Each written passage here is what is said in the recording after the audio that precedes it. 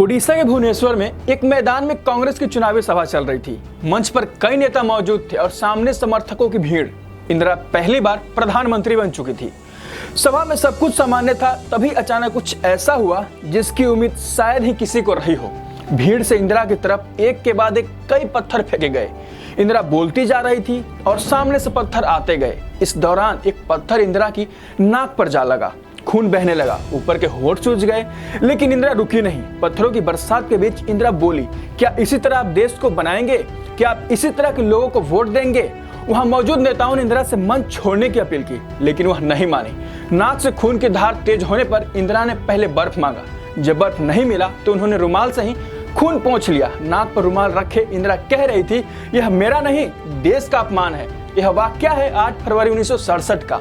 इंदिरा कांग्रेस के लिए वोट मांगने उड़ीसा के जिस इलाके में गई थी, वह तब स्वतंत्र पार्टी का गढ़ माना जाता था। वहां उन्हें भारी विरोध झेलना पड़ा, लेकिन पथराव और विरोध के बीच डरा नहीं सके। इंदिरा यहीं से उस रास्ते पर चल पड़ी थी जहां से उनके लिए आयरन लेडी और दुर्गा कहने पर लोग मजबूर हो गए। उड़ीसा के उस घटना के बाद एक्सरे किया गया। रिपोर्ट में सामने आया कि इंदिरा की नाक टूट गई है। इंदिरा ने फिर भी चुनाव प्रचार जारी रखा। वह अगले कुछ दिनों तक कई रैलियों और सभाओं में चेहरे पर प्लास्टर लगाए नजर आई। इंदिरा ने साफ कर दिया था कि वह इन हमलों से डरने वाली नहीं है। चेहरे पर प्लास्टर को लेकर इंदिरा ने मजाकिया अंदाज में कहा था, उनकी शक्ल बैटमैन जैसे दिखने लगी है। इंदिरा ने अपनी नाक की बनावट को उतना पसंद नहीं करती थी। इस बारे में पूर्व आईबी चीफ के शंकर नैयर ने अपनी किताब में एक दिलचस्प वाकया साझा किया था।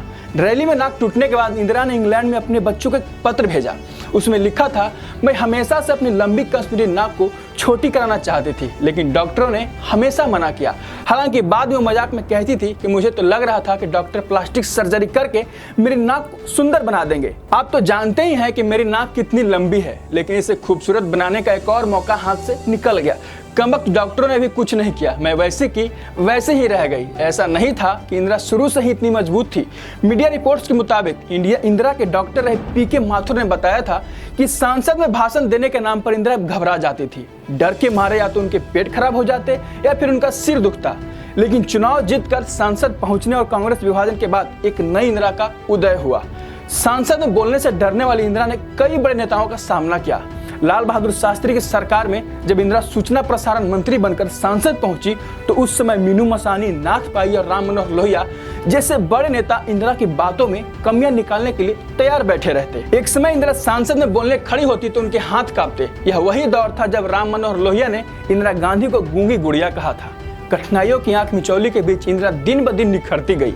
अपने मजबूत फैसलों के चलते इंदिरा को आयरन लेडी कहा गया। 1971 में बांग्लादेश वॉर के जरिए एक नया देश बनाने हुए बैंकों के राष्ट्रीयकरण या 1974 के पोखरण परमाणु परीक्षण जैसे कई अहम फैसलों ने इंदिरा को सक्रिय राजनीति में स्थापित कर दिया। पोखरण परमाणु परीक्षण के बाद दुनिया चौंक गई। इंदिरा भारत में देशभक्ति का पर्याय बन गई। यहाँ तक कहा जाने लगा कि कैबिनेट में इंदिरा अकेली मर्द हैं। साल 1975 में इंदिरा को झटका लगा। इलाहाबाद हाई कोर्ट ने उनका निर्वाचन रद्द कर दिया।